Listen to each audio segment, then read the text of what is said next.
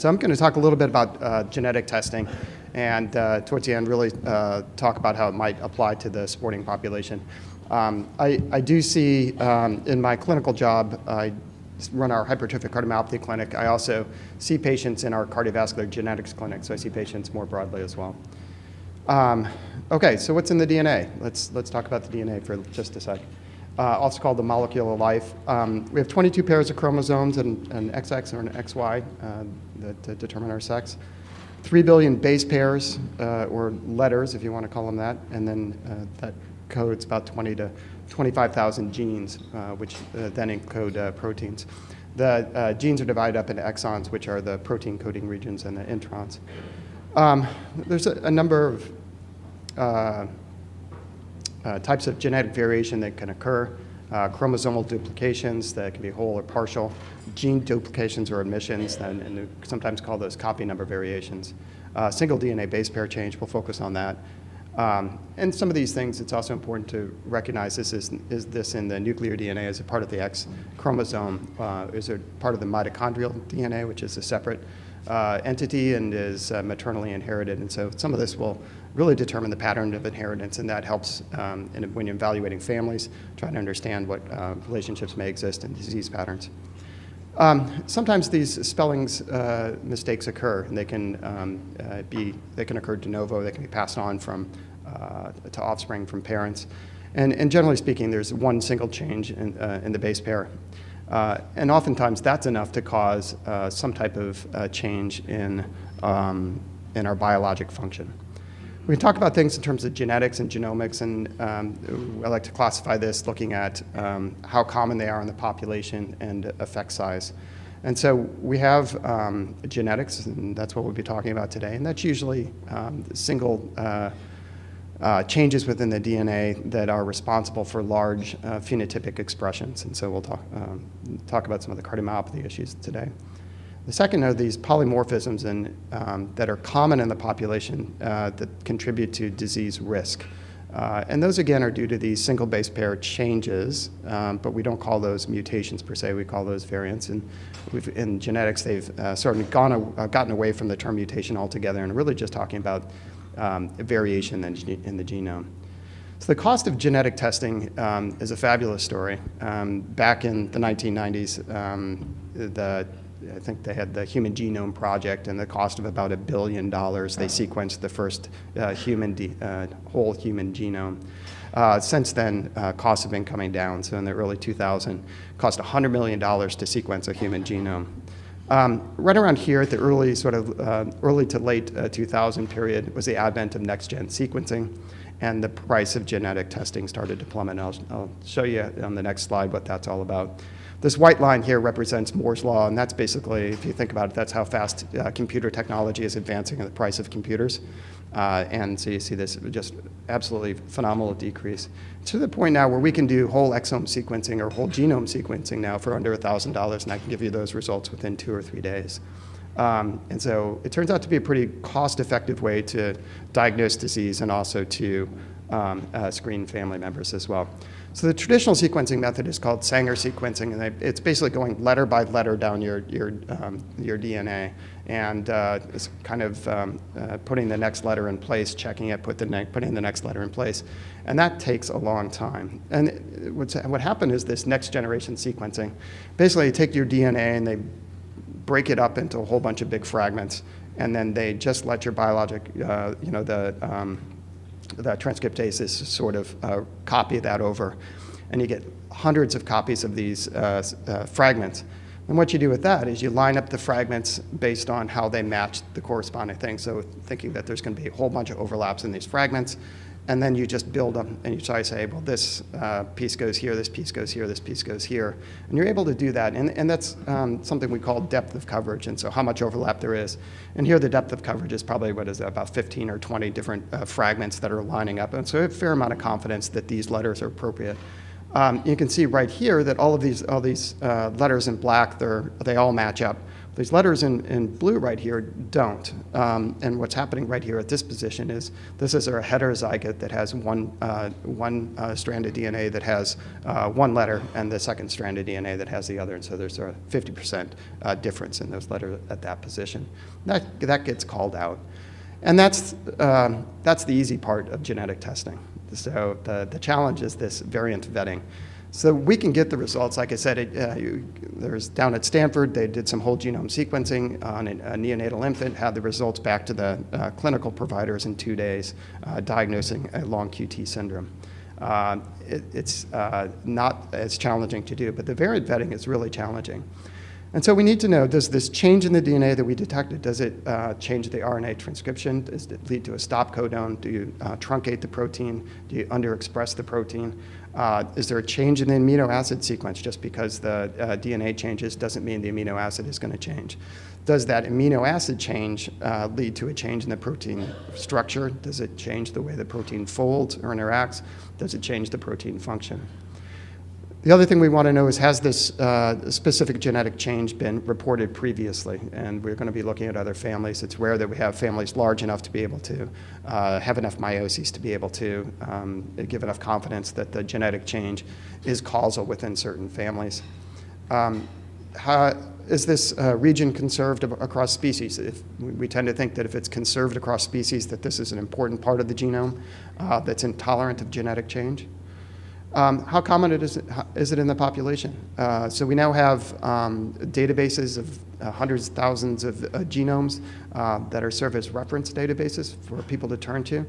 And you can say, well, it's, the prevalence of this is 3% in the population. Well, if the prevalence is 3% of the population, it's unlikely to be causing a rare disease. Conversely, if you find something that's extremely rare, it's very possible that that's leading to a disease. And then finally, there's these in silico or computer models that try to understand, just based on probability, how these genetic changes are going to affect biologic function. The problem with that is there's so much disagreement of various models that it's hard to put a lot of confidence in those results. When you get through the variant vetting process, you get these genetic testing results that can be helpful, but sometimes lead to more confusion. So that genetic testing companies and most of the people who do genetic testing report out something like this. The terminology varies and the number of sort of categories varies, but it generally ranges from pathogenic, likely pathogenic. They always include these variants of uncertain significance, likely benign, and then normal or benign. Pathogenic changes, if you get that back, that's helpful. Clinically, that's very helpful. We can use that information to sort of confirm a diagnosis, affect therapies, screen family members, et cetera. If you get a normal benign change in somebody that has clear disease, well, that's not quite as helpful because we know they have the disease. And we'll show a little bit later that the genetic testing, the yield of genetic testing is imperfect.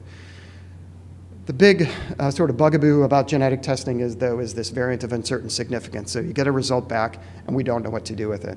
And basically what you're saying is, you have a genetic change, it may cause disease, it may be life-threatening in you, may be life-threatening in your kids, but I don't know what to do about it. And that's really challenging for patients. And Dr. Ackerman likes to refer to this as sort of genetic purgatory, and I think that's probably correct. You got to then try to find a way. Your job doesn't end there. You got to try to find a way to get them out of the genetic purgatory by going through the family screening process, trying to identify other people in the family who have disease, they may carry the genetic variant, or follow that individual over time, because the variants of uncertain significance get re-updated all the time. So we talk about primary inherited heart disorders. We talk about the heart muscle disorders, the cardiomyopathies. Hypertrophic is now considered to be almost entirely a genetic condition. Dilated cardiomyopathy, about 25% of the time, that's a genetic condition. LV non-compaction, restrictive cardiomyopathy. We heard a little bit yesterday about arrhythmogenic cardiomyopathy due to desmosomal mutations. Then there's familial amyloidosis due to transthyretin. We have the blood vessel abnormalities, the Marfan syndrome, Loewy Dietz, the thoracic aortic dissection syndromes, electrical abnormalities, long QT, Brugada, CPVT, and then other rare disorders that can mimic some of the other issues on here, things like Fabry disease, Danon disease, Noonan disease. So we deal with Fabry disease a lot because on echocardiogram it can look a lot like hypertrophic cardiomyopathy, but it has some different treatments and characterizations. This is Ray Hirschberger's very helpful synopsis of all the genetic things that can lead to cardiomyopathies.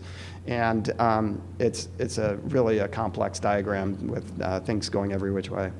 I just wanted to point out a couple of things on this. I think it's sort of interesting. So first off, a number of different genes can cause the same type of phenotype. And so here we have type mutations and myosin binding protein C mutations.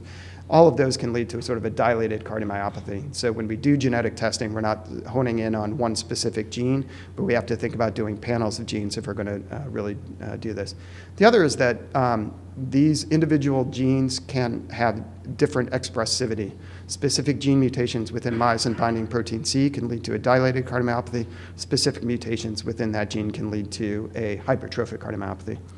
And then finally, I want to just point out, and I think I mentioned this on the other slide, is that there are some genetic mimics, and this is GLA, that is Fabry disease, that can mimic things like hypertrophic cardiomyopathy that are clearly distinct genetically and have marked differences in therapy.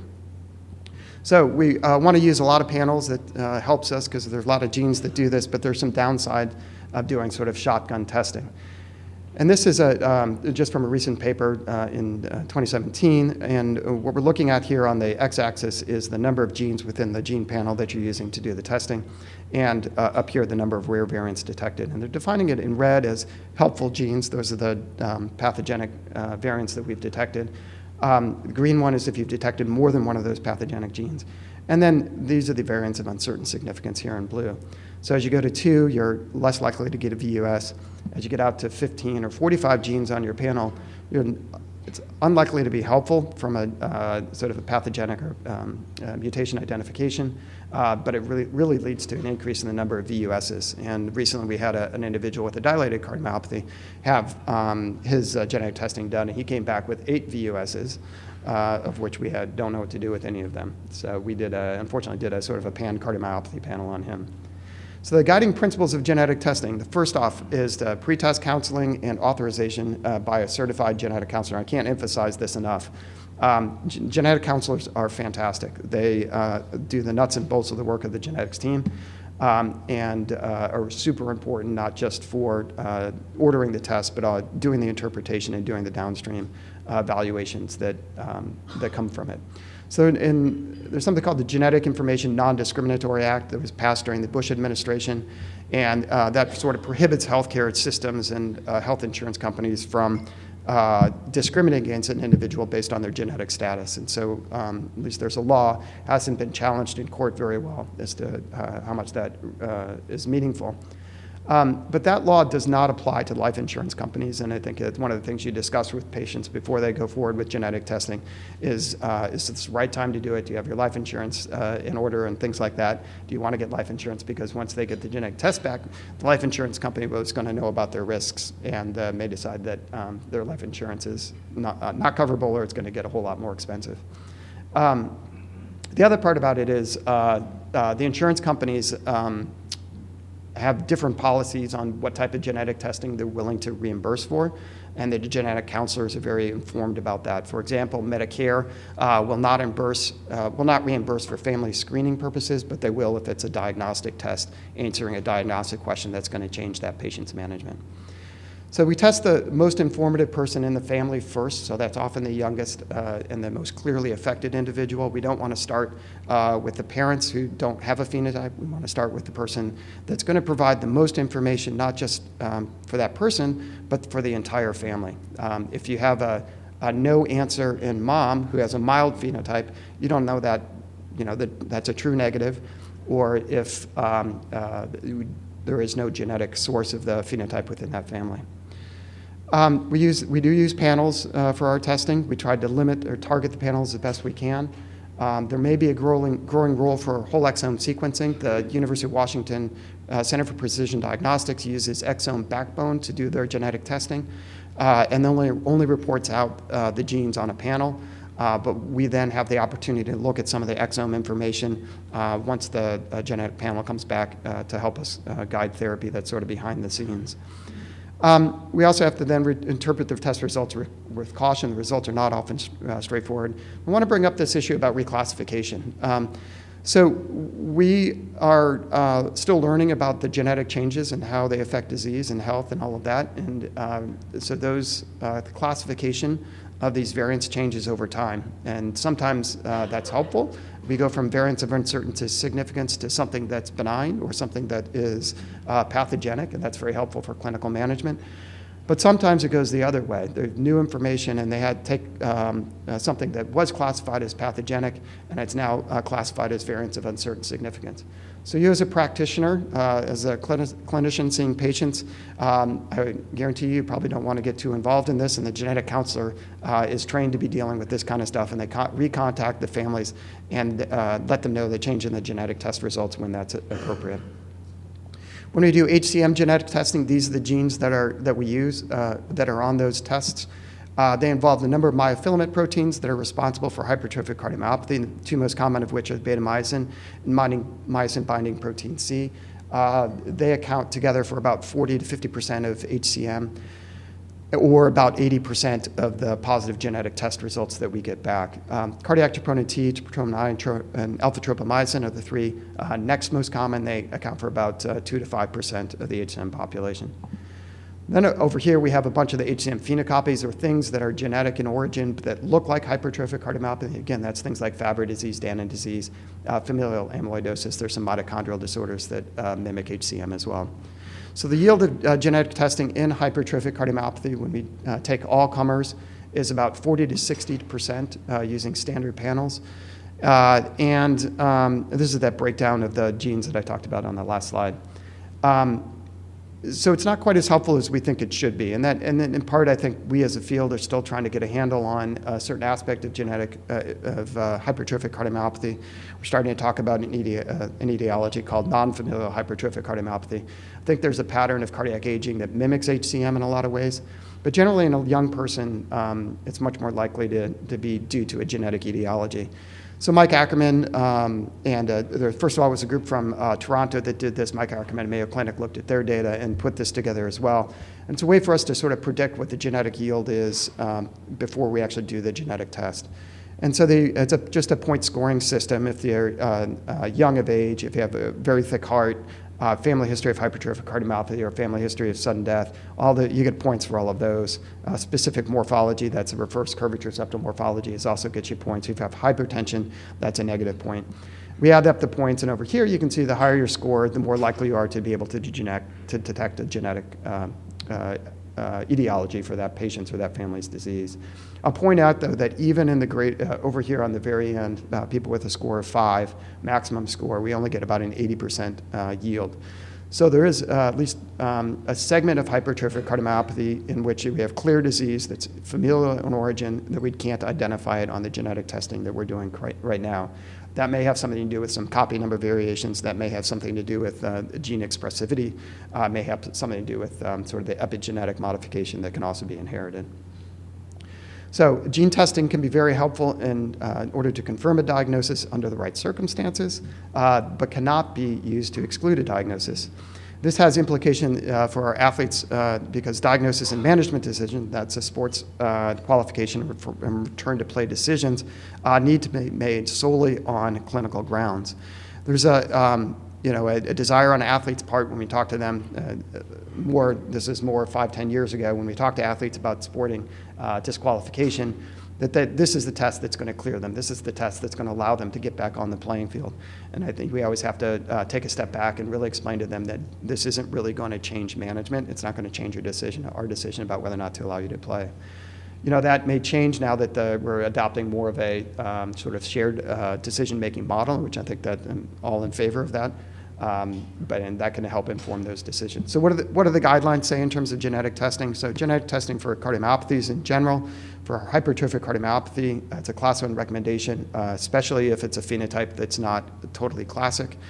We'll talk about that HCM in just a bit. Dilated cardiomyopathy, it's a class 2A indication if there's more than one family member with a dilated phenotype. It's a class 1 indication if you have some type of conduction system disease. Restrictive cardiomyopathy, we really don't know enough about this point to recommend genetic testing. ARVC, the yield is about 50%, and it's a class 2A recommendation to do genetic testing. And then LVNC, lower genetic yield. We don't know much about it, largely because some of it's probably acquired disease or hypertrabeculation. We don't have a good diagnostic strategy for that disease as of yet, in my opinion. And they give a 2A recommendation for testing. I would probably put it lower than that. Guideline for recommendations for genetic testing within hypertrophic cardiomyopathy. I specifically pulled this out because this is the vast majority of the genetic testing that we do. It's really a class 1 recommendation across all sort of expert groups. This is Heart Rhythm Society, this is American College of Cardiology, and this is European Society of Cardiology. So class 1 recommendation to do it on the basis of family screening. It can be very helpful if you have a genetic, if you've identified a genetic change within an individual, you can use that information to screen family members. We'll talk about that next. In patients with just a clinical diagnosis of hypertrophic cardiomyopathy that's clear-cut, only the Heart Rhythm Societies came out and said we should do genetic testing in that situation. ACC and the European Society of Cardiology doesn't think that it's necessary in all cases. If you have questions about the phenotype, if you have questions about the diagnosis, then we go forward with genetic testing. And then here's the family screening. And then postmortem, when autopsy suggests hypertrophic cardiomyopathy, the Heart Rhythm Society and European Society of Cardiology make those recommendations. So again, the real purpose of this is family screening. Can be much more cost-effective way of screening a family than doing serial genetic testing. So I just want to end with 2 cases. This is a case of a 21-year-old male I saw a few years ago. He was a minor league baseball player, got picked up because he had a heart murmur. He's a big guy. He's 6'5", 240 pounds, and he had this echo right here. So wall thickness here is about 17 millimeters. It's sort of on the upper range of the sort of athlete heart spectrum. He was exercising a ton. Even for a baseball player, I was impressed that he was actually out doing as much as he was. And so this question is really, is this athlete's heart or is this hypertrophic cardiomyopathy? We ended up going forward with genetic testing in him. We had gone down the CPAP pathway, cardiac MRI and all that, didn't have a conclusive answer one way or the other, and so we ended up doing genetic testing on him. It did come back with a pathogenic variant within the myosin binding protein C, had been described as being causal in other families, and so we had a sort of something we can hang our hat on now and say this is a clear-cut diagnosis of hypertrophic cardiomyopathy, and then we can counsel them appropriately that way. So at the time, we were excluding individuals from sporting competitions, so we went down that pathway, which turned out to be okay for him. In case number 2, I want to talk about an asymptomatic 17-year-old female who's very active. She does CrossFit, she does select soccer, she does competitive skiing and shows up in some of the winner's circle and some of the ski racing events. So she had declining fitness, and for her soccer team, she had to do 10 tries in order to run her 2 miles in under 16 minutes. She had actually passed out at one point during trying to make those 2 minutes. Or make those 2 miles, and nobody actually came to medical attention because of that, which I thought was scary. She had intermittent chest pain and palpitations. She had a 10-second episode of the Mariners game. She had an abnormal ECG, and so this is her cardiac MRI. Clearly abnormal, thick heart here. Maximal wall thickness is 17. Clearly abnormal in a woman. We did Holter monitoring, no NSVT, did exercise testing, did a cardiac MRI for late gadolinium enhancement. She's got about 25% scar burden, so about 25% of her heart now is turned into scar tissue at the age of 17, which is a bad prognostic sign. We counseled her on the risks and benefits of ICD therapy, and we moved forward with an ICD for her. Unfortunately, she didn't get a subcutaneous ICD. She had to get a transvenous device. Then we started down the family screening pathway, and this is her family history. So we did the three-generation pedigree. For those not familiar with looking at these, women are in circles and men are boxes. So she's down here in yellow, hypertrophic cardiomyopathy diagnosis. Mom and dad here. So she's got a paternal grandmother who had a clinical diagnosis of hypertrophic cardiomyopathy, and her dad had an abnormal ECG. So we thought, okay, well, that's pretty clear cut. So we did genetic testing in the point person here, the proband, which was our patient, and she ended up with this myosin binding protein C truncating mutation. We did family screening with those genetic results, and father's negative, and mom is positive. which we thought was quite astonishing. So we phenotyped mom. Mom has hypertrophic cardiomyopathy. So despite the family history going down the dad's side. But dad still has an abnormal ECG. So we went further. We said, you're genetically normal, but we went forward with that. And dad has apical hypertrophic cardiomyopathy as well. So I think the reason why we're seeing such a severe phenotype in our patient at 17 years of age is because she's getting hit from both sides. One side's the genetic hypertrophic cardiomyopathy. The other is a familiar form of hypertrophic cardiomyopathy that at this point is genetically opaque to us. It's very good. Thank you very much.